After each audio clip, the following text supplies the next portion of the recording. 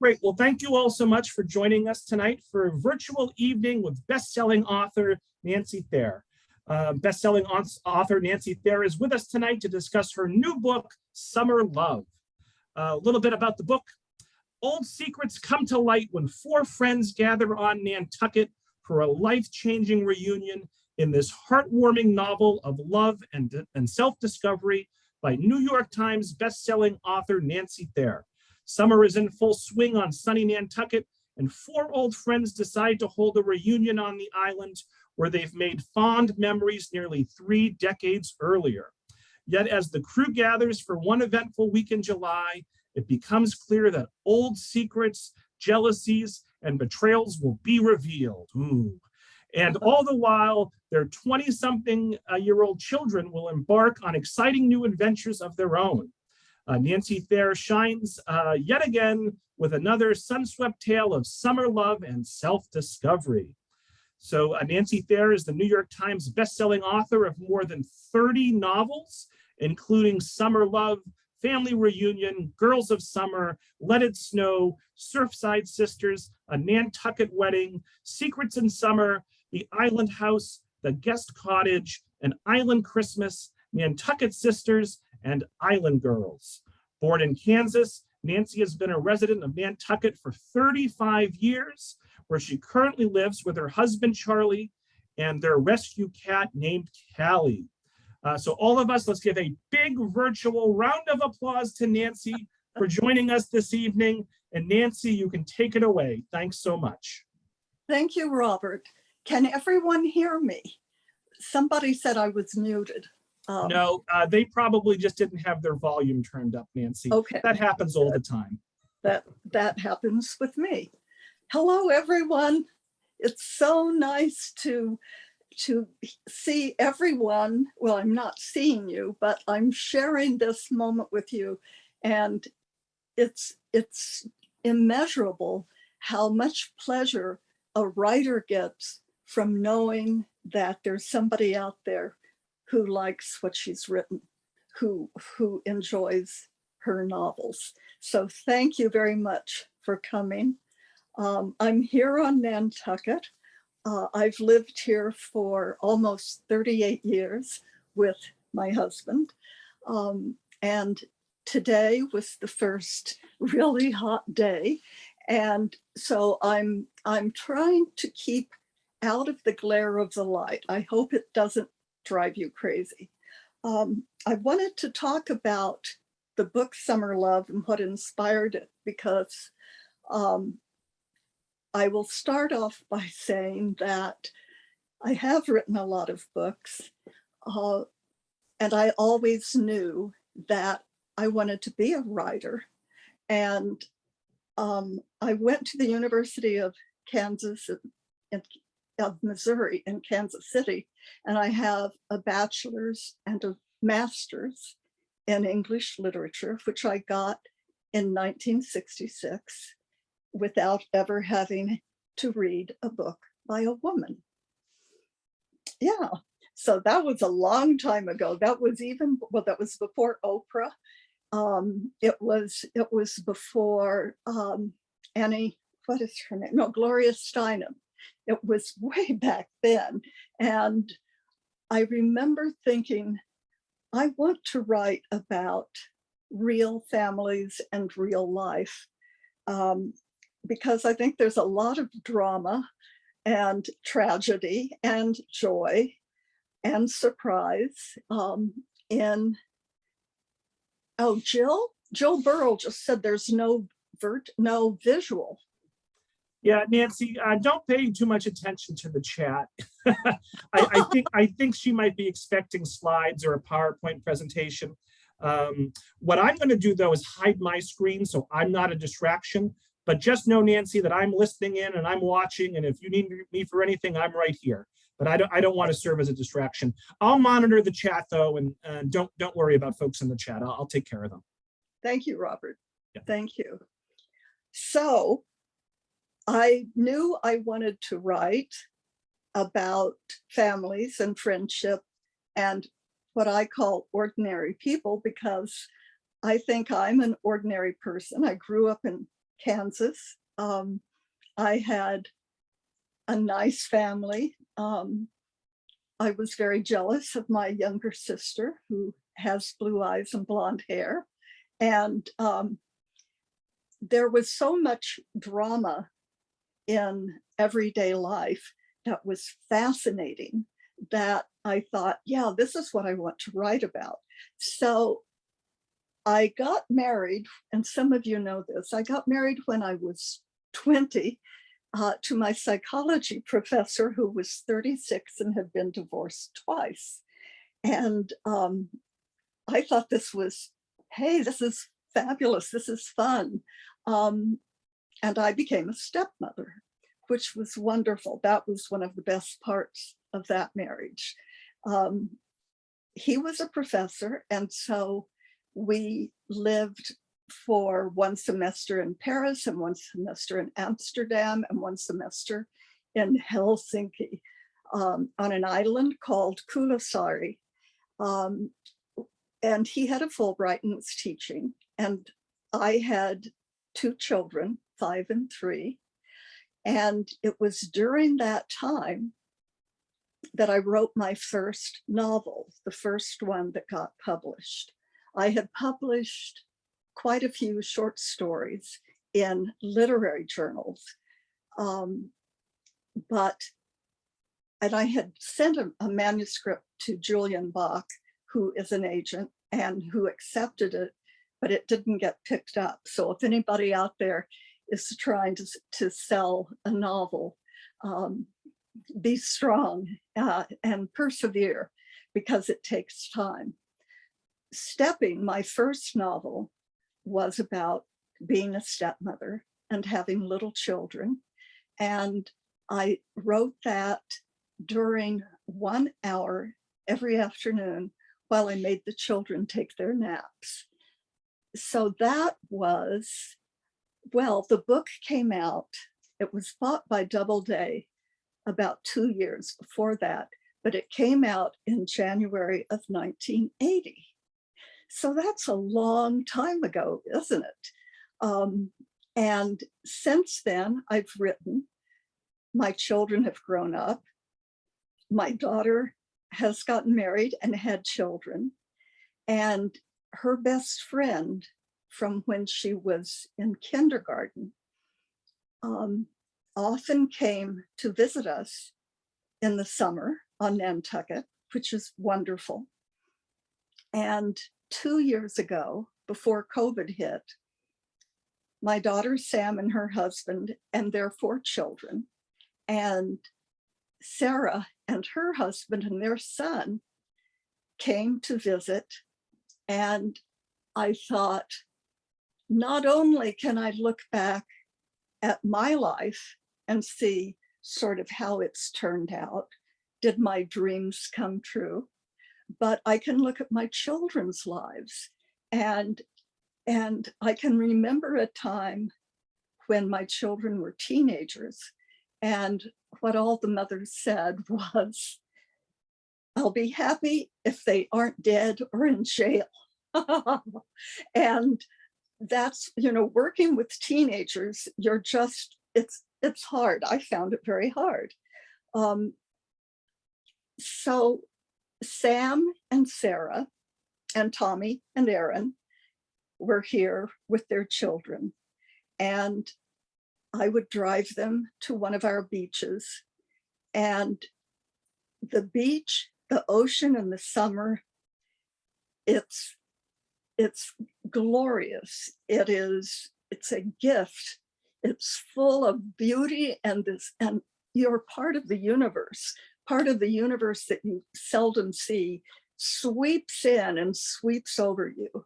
And I'm getting the cover of this book. This is what this book is about. It's about people falling in love with each other on the island, which they do a lot. And summer loves don't always last, but sometimes they do. But we also fall in love with the island. We fall in love with summer. we wait and wait for summer to come. And when people come to Nantucket, they come in order to be happy, to have a wonderful experience. It's not like they're going to the hospital. They're not going to the dentist. They're coming to this eccentric small piece of sand 30 miles from the mainland, no bridge. You have to either take the ferry or fly, and nobody can afford to fly now, but the ferries are wonderful. So I thought about the years when my daughter Sam and her friend Sarah lived with us, and they both worked in the summer, because even now, especially now, if you have housing on Nantucket, you can make a ton of money in the summer. Restaurants and bars and retail stores are desperate for help. So if anybody out there has housing on Nantucket and wants to make money, this is the summer to do it. But it's always been that way. It's always been a place where kids can come, get a job, work for the summer, go to some beach parties. And I saw all that happen with my children, who are now grown up. And now I'm starting to watch it happen with my grandchildren. And I thought, I don't think I want to write a novel about family. I think I want to write about friends who come when they're 22, they've graduated from college. So they think they're adult, they're set, they're smart, and yet are they? One of the questions I asked this summer when I talked to people on Zoom was, did anybody do anything foolish when they were 20, 21, or 22? Because we expect teenagers to do foolish things. But we kind of think, well, after we're 21, we're adults, we can drink, right? And all of this was in my mind. And at the same time, and always on this island, hotels, real hotels, were being knocked down, renovated, rebuilt, renamed, and this is going on right now all the time with houses. And in fact, the saying now on Nantucket is, who knew there were so many billionaires? The island is always changing, not just with the buildings, but also with the storms which sweep away the cliffs and the rising seas.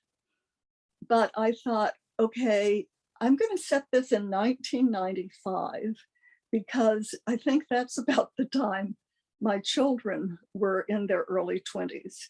And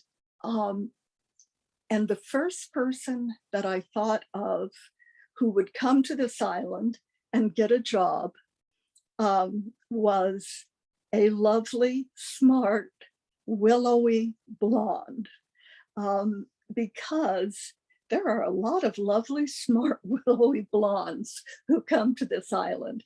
But I liked her. Her name is Ariel, and she's graduated from college. She's gotten a job with a real estate company, being the receptionist. And she interviews at a hotel that is in the midst of being renamed and restored and rebuilt. And really the only working part of the hotel is the office on ground level and the basement, which is rooms, it's housing for staff. And there are 4 bedrooms, 1 bathroom. It's not beautiful. And that's sort of how most people who work here live. I mean, there are a lot of beautiful places to live, but a lot of the workers who do so much work here have to go home and sleep 6 to a room, that sort of thing. Anyway, Ariel is the first person who gets accepted to have a job in this old hotel. And the next person who came to mind, and this is what happens. I sit there, I think about the people I've known, the people who are here now. I would never, ever use someone I know or someone real on this island because I don't want to be sued. But the second person who showed up was Nick, who's very handsome. He's mostly Russian-American. He's charming. He has black hair. He could be the prince in one of the Russian books. He's handsome. He's charming, and he really likes people. And there are people like that. There are people who feel alive when they're making other people happy. I think teachers are people like this.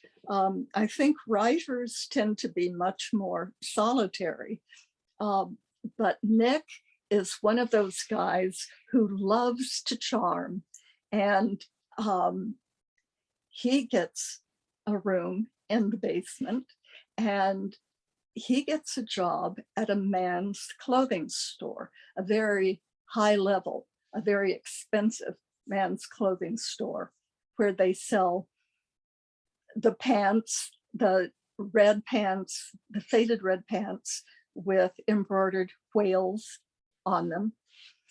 The next person I thought of was, okay, I want somebody different from Nick, but he has to be a man. So I thought of a man named Wyatt, who is from Missouri, and whose father is a scientist, and whose father expects Wyatt to be a scientist too. And Wyatt has been a good son, and he comes to Nantucket just for the summer, just for a break, before he goes back to his studies at the university. And then the final person who popped up is Sheila, who I really love. I feel very close to Sheila because she's from the Midwest. She's naive.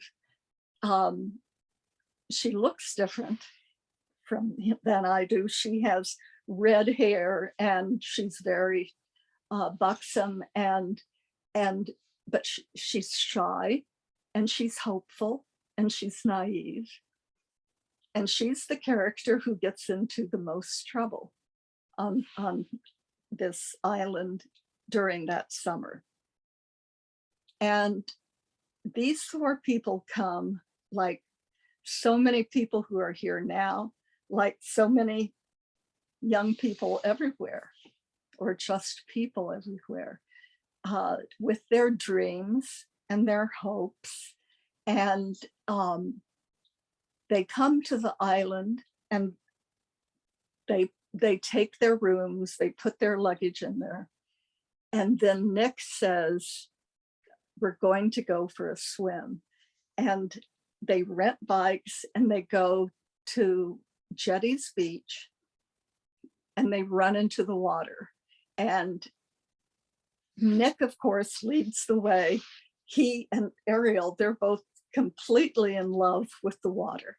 Sheila's a little self-conscious, but that is the start of their summer and their adventures. And I got very personally involved, as I do with my characters, because I'm also thinking about my own life, my own children, what's happening, how different teenagers are now from the way they were in 1995.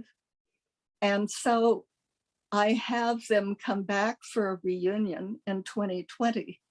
And there are 3 children who aren't children anymore. They're 22. And they come with their parents and start up their own relationships. And maybe some of you have read the book, but I won't tell you what's going to happen, except that I knew I wanted these people to be happy. I knew, well, for one thing, because I was writing this book and thinking about this subject, I realized, and I feel guilty, and it's really hard to admit it because I always think, you know, lightning will strike, but my dream has come true. I always wanted to write. I wrote a lot when I was a teenager, and I didn't even send it anywhere. I didn't get my first novel. I didn't sell it until I was 33, and it didn't get published until I was 35. So that's a long time. That's a long time to have your dreams come true. But since then, and fortunately, I've continued to write. I've had different writers, different editors, different agents. And if you want me to talk a little bit about how the publishing world has changed, I would be glad to do that, because just like everything else, the publishing world has changed a lot, but I'm still delighted to be part of it. I can talk some more, but I'd love it if there are any questions, or if you have any topic you'd like me to discuss. So Nancy, I can start, and I would encourage audience members to get your questions in for Nancy. It's not every day that we get to Zoom with a New York Times bestselling author, and she wants to hear from you and your questions. But Nancy, there are at least a few folks on the line who are members of the Tewksbury Writing Group. We meet monthly. And so I think that there would certainly be some interest if you wanted to discuss the publishing industry and perhaps just broader, what advice do you have for aspiring writers? Good, I would love to do that. And I'm glad there is a writing group, because when anyone asks me for advice about writing, I always have two bits of advice. The first is to read the book called Bird by Bird by Anne Lamott. That will tell you everything you need to know about writing, and it will make you so happy, and it will make you feel like you can do it. She's brilliant. The book is brilliant. The second bit of advice is join a writing group, take a writing course, get with some people who are also writing and who will criticize you, or at least give you some feedback, because a lot of us, and I'm one of them, we're afraid to get it out there. And so we ask our husbands or our best friends, read this, what do you think? And they, of course, they say, this is brilliant, it's wonderful, it's funny. And that's not who you need to hear from. You need to hear from other writers. So I'm really glad to know there is a writing group. The publishing business is a business. And as some of you know, a lot of the smaller houses, like Charles Scribner's and Son, have been gobbled up by the bigger houses, by the bigger fish, the bigger companies. And there is one person I know and you might know her too. She might have spoken for you. Lisa Genova, who is a brilliant woman. She has a degree in neurology, something about the brain, from Harvard. And she wrote a book called Still Alice, which you might have read or you might have seen the movie because Julianne Moore won the Oscar for that movie. Lisa Genova told us that she wrote the book Still Alice and no publishing house accepted it. And so she put it online. She put it onto the internet. She also got copies printed up and drove around selling copies out of the trunk of her car. And Still Alice is about a woman with early Alzheimer's. And it was absolutely gobbled up by people. They just bought it off the internet so much that publishing houses came to Lisa and said, we want to publish this book. We want to publish all your books.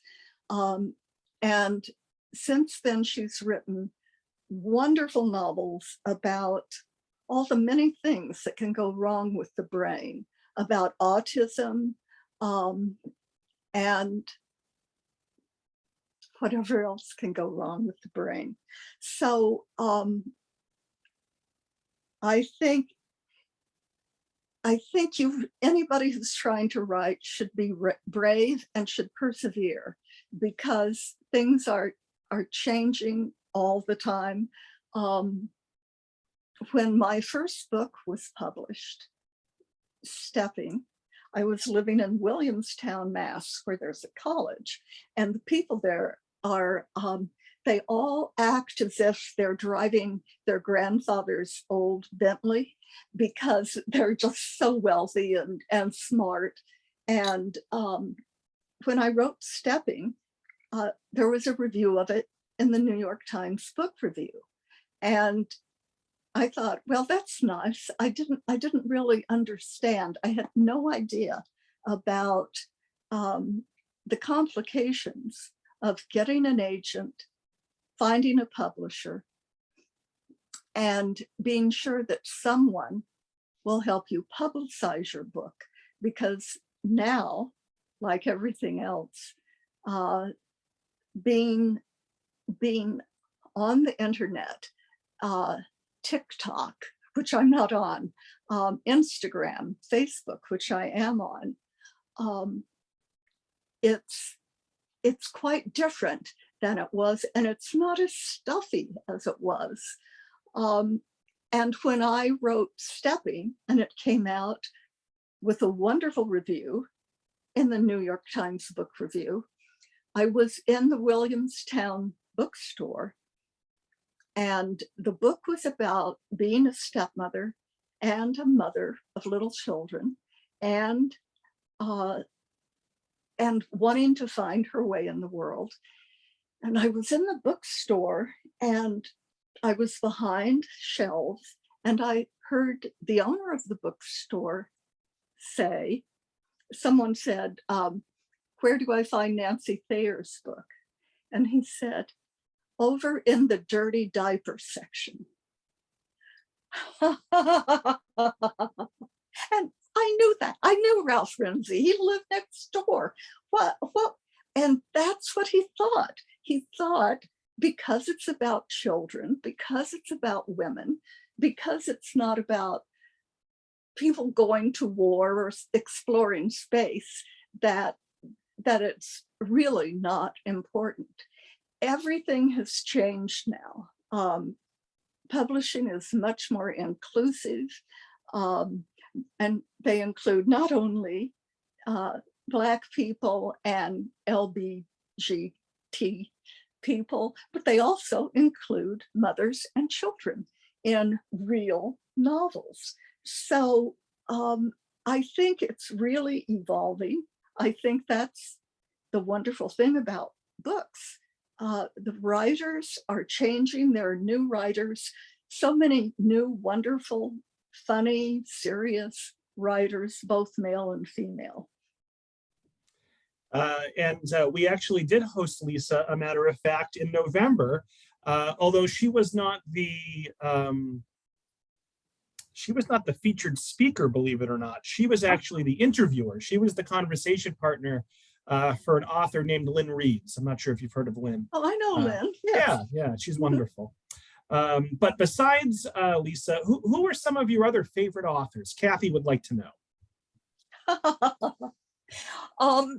Well, of course, I can name so many authors because I read a lot.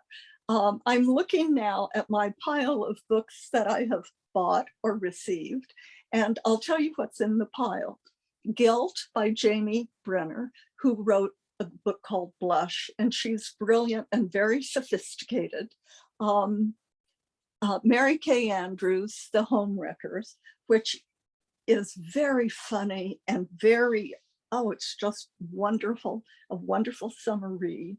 And I have Jennifer Weiner's The Summer Place. I think that's what it is. And underneath that is a biography of Charles Lamb, who was an essayist in England, and who was a friend of Coleridge and Wordsworth. And if I hadn't published a novel, I could have gone that way, I think. I was really in love with Wordsworth poetry. I thought that Dorothy Wordsworth contributed more than she was given credit for. But Charles Lamb was a brilliant man who lived, and he was educated, and he wasn't wealthy, but he wasn't poor. He lived with his family. He worked in a counting house, an accounting firm, and his sister was insane. And one day his sister stabbed and killed their mother. And Charles Lamb was a young man then, and he took on the responsibility of taking care of his sister so she didn't have to be put into one of the very terrible insane asylums they had then. I always have my secret vices, like romantic British poets, in my pile. I read a lot of, let me see, what else? Emily Henry, I think that's her. She wrote a book called Book Lovers. Susan Wiggs. I can't see them all. Viola Schiffman, who is Wade Rouse, has a new book out, and he writes in the name of his grandmother. And his books are just, they're reaching out to everyone. They're about grandmothers. Is there any more overlooked person than grandmothers? People just think we're sort of rocking and knitting, and he writes wonderful books in the voice of his grandmother. So I have that book to read. I have, well, you can see, someone has just discovered Viola Schiffman, so I will tell Wade. Okay, so Nancy, a follow-up question from Eileen. Do you and do you get together with any of your author buddies? Well, I haven't in the past 2.5 years. Ellen Hildebrand, of course, you all know, lives on Nantucket. And I saw her at a party 2.5 years ago. It was a Christmas party, and she was there with her boyfriend. And she leads a very glamorous life. She goes to St. Thomas or somewhere in the winter. And so we don't, also I'm so much older than she is, we don't ever just get together. About a block away from me lives Nat Philbrick, who wrote the book In the Heart of the Sea about the whaling ship that was stove by a whale. And that was turned into a movie. And since then, Nat has been writing brilliant historical nonfiction. And we used to get together a lot. His wife, Melissa, Nat and Charlie are good friends. And I think we Zoomed with them a while ago, but we're going to see them. Well, he's busy on tours right now because he's doing real touring. I know some other people who are writing, but I don't get together. I don't have a writers group. Gotcha. Good. This is sort of a silly question just for me, and then we'll get to some more serious questions. But we can see part of your library behind you. I'm curious, how do you have your books organized? Are they alphabetical by author's last name? They are alphabetical by Good answer. author. Okay. And one part of the library is my husband's side, and this is my side, but we have taken over the rest of the house. And we have what is called an English basement. And it has a bathroom, it has nice rooms, nice guest rooms.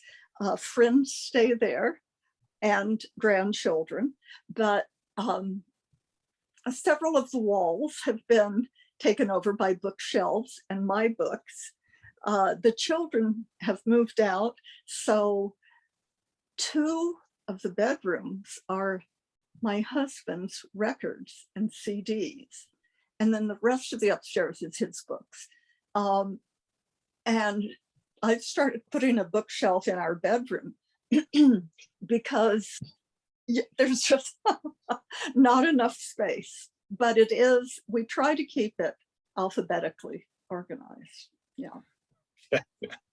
So we've talked about your library, we've talked about your favorite authors, your book friends, the publishing industry, advice for aspiring writers. Let's talk more about your actual writing here. So Fran says, do you plan to keep writing books about Nantucket? I do. Of course I do. I'm working on one that will come out next year, set on Nantucket, called All the Days of Summer. And of course, I have other ideas in mind because I've lived here for so long. And in the winter, our population goes down to about 17,000 people. In the summer, it goes up to about 60,000 people. And in the winter, which is the season I like best, that's when I like to go out and walk on the beach when the storms are coming in and the waves are just rising and splashing and the wind is howling. I really feel like I'm getting energized. And anywhere I go on this island gives me an idea for another book I'd like to write. I've written 3 Christmas books, and I think some of you know that the book I wrote called Let It Snow, which came out, 3 years ago, 4 years, I can't remember. It was made into a Hallmark movie called Nantucket Noel, and it might be on in July when they have their Christmas in July series. But the sad thing about that is that Hallmark sets their movies anywhere, but they film them in British Columbia. And so that has mountains and evergreen trees. And a lot of people were not happy about that.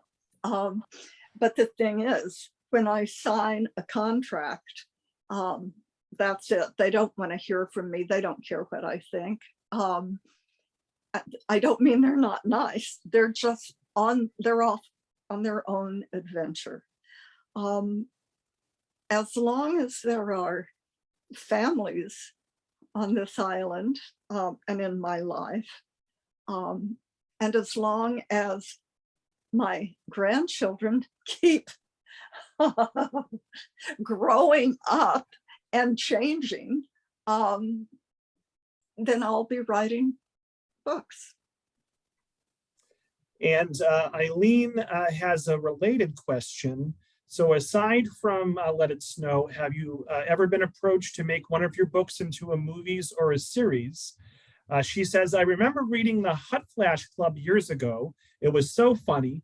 And Eileen thinks that would make a great movie or a movie series. Yeah, I think it would make a great series too. I'm trying to get the light out of my glasses. You know, I'm obsessed with that, Robert. I thought the Hot Flash Club would make a great series.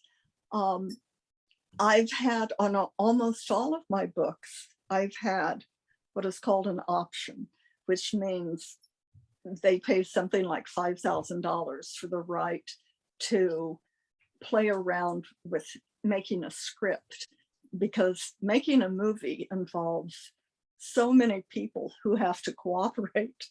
I could never be a film writer. A long time ago, 30 years ago, I wrote a book called Spirit Lost. I had just moved to Nantucket, and our house was built in 1840.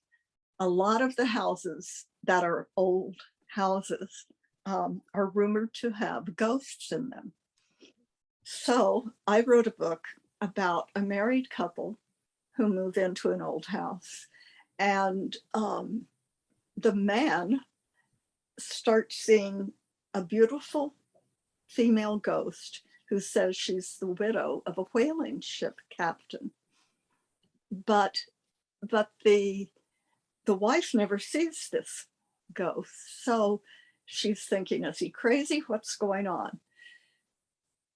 That book was bought by United Entertainment, and a man named Tim Rice, who had been an actor on a television show about a radio station, and I can't remember it, but he had, and he still might have, he had a studio where he made movies for Black audiences, starring Black people, that were not movies about the ghetto or hip hop or slavery. And he made a beautiful movie called Spirit Lost. And you can rent it, I think, on Peacock or Netflix or something. You can buy it on Amazon. I would warn you, there's a lot of sex in it. So you won't, I mean, really, in the movie, and not so much in the book, but the movie and it's beautiful, but you probably don't want to watch it with your teenagers. All right. Joyce asks a question, maybe more of a suggestion. You probably get unsolicited suggestions all the time. Joyce says, have you ever considered including in your book research comparing a Nantucket life for a summer to one on Martha's Vineyard? So in other words, comparing the two communities. Have you ever thought of that, Nancy? I haven't. I've been to the vineyard twice. I've been there twice. I know that our football teams are great rivals. The Whalers is what our football team calls themselves. And the Vineyards high school football team, I hope they've changed their names, because they call themselves the Grapes, you know, from the vineyard. So the Whalers are always saying, we're going to crush the Grapes. And it's a huge rivalry. And the vineyard is very different from Nantucket. It has so many different towns, so many different people, groups of people. And it's also 15 minutes away from the mainland. So it's, right, yeah, very easy to get to. So no, I haven't. We have a few more questions. So, folks, I would encourage you to get in your questions. We might be able to squeeze them in. So Anne wants to know, do you write for a specific time every day? So I'm not sure if she means, do you have a schedule where you write between certain hours, or maybe do you have a certain word count you try to reach every day? Walk us through a normal day for Nancy Thayer when she's writing a book.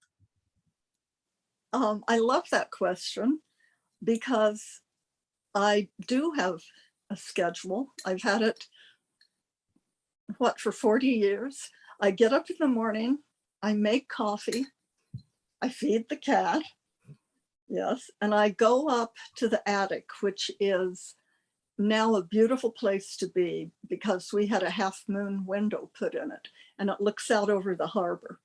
Not directly, there's some houses in between us in the harbor, but I can see the ferries come and go. I can see 2 lighthouses. But I have my computer away from the window because otherwise I would just sit there and dream. And I write until about noon. And that isn't always working. Some of it is sitting there and thinking and trying to figure things out. If I can get 5 pages a day done with 250 words on each of the 5 pages, then I'm happy. In the past, I'd say 5 or 10 years, I've added something that I recommend. When I go to bed at night, for some reason, I might be brushing my teeth or even getting in bed. My mind will say, okay, tomorrow you have to be sure that Wyatt goes down to the boathouse. And I know if I don't write that down, I'll lose it, I'll forget it. So I have my phone, my wonderful iPhone, and I send an email to myself. And if anybody read it, they would think it was kind of crazy. But I can start the next morning looking at my email, and there are my starting thoughts. I do that. I think I've done that every morning for a long time, for 40 years. And I don't often get dressed unless we have grandchildren here. Because if I go to get dressed, I'll think, I should exercise, I should do some laundry. I don't want anything else to interfere. And it's a wonderful way to live because it seems like my mind is set on that schedule. Well, it's certainly working for you. So you've touched on this a little bit during your remarks, but Joyce would like to know, do you use real people as an inspiration for your stories? I have to think about that. Well, I use my children. I use a lot of things from them because I've always taken things from their lives because it's not something I would dream up. There was a day when I was divorced and living in a small house in Williamstown with my 2 children, and it was spring and it was raining. And I told Sammy, my little daughter, grab your umbrella, which she hadn't needed. It was hung in the basement, in a little area of the basement. I said, bring your umbrella, you'll need it, it's raining. So she came out and she opened the umbrella and a dead mouse fell out. And, and that's both funny and terrible. And I remember, because this is truly what happened, I remember thinking, what kind of a mother am I to let a dead mouse fall out of her daughter's umbrella? And I remember standing there and yelling at our cats. We had a cat named Fluffy and a cat named Blackie, and we had a dog named Penny. And I remember saying, why don't you guys do anything? You're supposed to kill the mice. And so that scene is in a book called Nell. Many of the things that I write about are inspired by my children, and also from talks with my friends, but nothing is ever anybody you could recognize. You would never say, yeah, oh, this is Robert Hayes. Uh-oh. Mhm. Let's see here. Let's talk about the future a bit. And so you've already talked about the book you're currently working on. Fran wants to know more about your immediate future. She asks, what will be your role in the Nantucket Book Festival that's happening this week? I will be missing it for the first time in many years and hope you will post about it on social media. Fran, I can't believe you won't be here. I hope you're well. Fran lives in California. She has the most glamorous, wonderful life. She goes to New York in the spring and sees all the plays on Broadway. And then she comes to Nantucket and goes to all the talks at the book festival. I'm going to give a talk at 2 o'clock this Saturday at the Athenaeum at our library. We're going to a dinner cocktail party after that. There are so many good, important writers coming. And this is the 10th anniversary of the Nantucket Book Festival. So it's going to be quite wonderful. And I'm sorry, I can't remember all the people who are coming. No worries, Nancy. So Nancy, we're going to wrap it up here. We just have about 3 minutes to go. Folks, for those listening, let Nancy know in the chat how much you enjoyed tonight's talk. Francine says, thank you, Robert and Nancy, for such a really wonderful book chat. Patricia says she loved the talk and the book. Elle says, I love this talk. Lisa says this was so fantastic. I enjoyed it so much. Nancy, you are wonderful.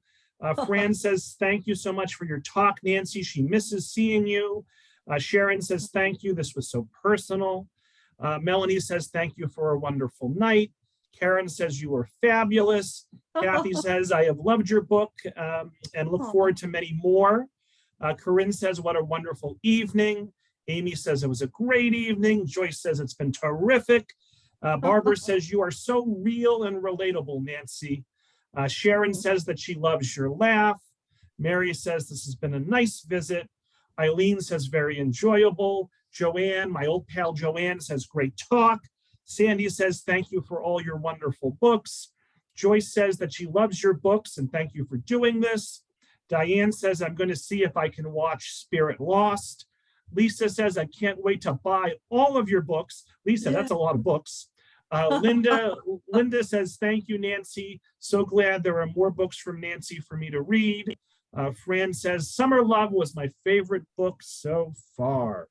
So Nancy, a couple of questions did pop up as they always do at the end. Let me see here. Oh, really, they're just more positive comments. Martha says she can't wait to read this book. And Francine again says, thank you for this wonderful book chat. All right, well, why don't we begin to wrap it up, Nancy? We have about 90 seconds. Any last words for the audience before we end the session, Nancy? Yes, I love you all, whether you're reading my books or like Robert Hayes, who works for a library in a library. I think books and public libraries are the foundation of our democracy, actually. There are a lot of countries where you have to pay to check out a library book. So I used to be on the board of trustees of our library. I was on the Friends of the Library.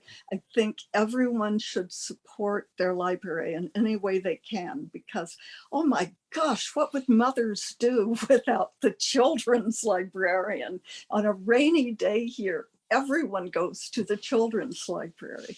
So I want to thank Robert. I want to thank all my wonderful readers. I love being in touch with you. Nancy, what a wonderful way to end. Yes, support your local library, support your friends group, support your trustees. So folks, look for an email from me tomorrow, link to this recording, link to a feedback survey, and some more information on some upcoming author visits. There'll also be information on how you can buy a copy of Nancy's latest book and how you can benefit the library by doing so. So thank you all so much, Nancy. It's been an absolute pleasure. And I hope everyone enjoys the rest of their evening. Stay cool. Thank you. Thank you. Bye. Have a good night, Nancy. Thanks so much. Bye-bye. Okay. Thank you.